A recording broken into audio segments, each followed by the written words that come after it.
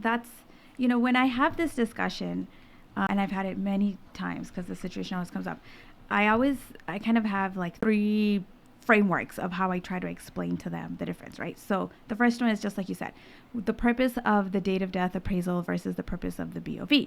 You want to get the date of death appraisal for anything where it's, like you said, like IRS related, if there's any fighting errors, anything where the court is going to maybe look at it, you want to have that by a licensed appraiser, right?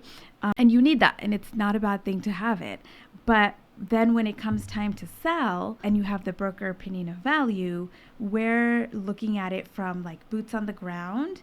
What is it going to sell for right now? Correct. Right? Like the date of death appraisal was the snapshot then. I'm looking at it from right now. And it has nothing to do with tax or anything like that, right? It's literally just what can we sell it for. So that's kind of the first thing, is you want to think about what's the purpose of the date of death appraisal versus the purpose of the BOV.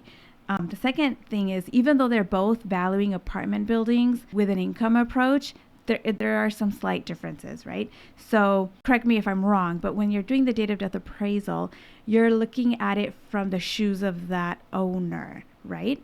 And so you're looking at their current, or like what their actual income and expenses were, not projecting to the future, right? But when I'm doing the BOV, I necessarily need to project because I have to do it from the point of view of the new buyer. Correct. Right? And so the biggest difference there is that new buyer is going to have new property taxes, right? And like, I'll give you an example. I had one building where it was a trust administration, I think, and the current, estate was paying like $5,800 in property taxes.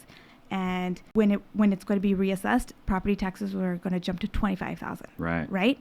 So that's a huge jump. So the new buyer is going to have new property taxes, and if it's a financed purchase, they're going to have new debt, which is going to significantly impact the income. So you're saying, well, we're both looking at income, but the date of death appraisal is looking at income from that owner's shoes at that point.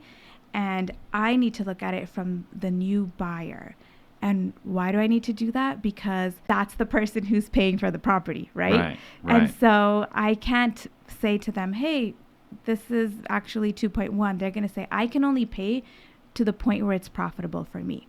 So that's like a huge disconnect. But I really wish that the people, when they're in the situation they're selling, if they could understand, that's the big reason why there's a difference, is because the income and expenses are different. And then the last one, you kind of touched on this, is the date. If it's been more than 6 months, the values are going to be different.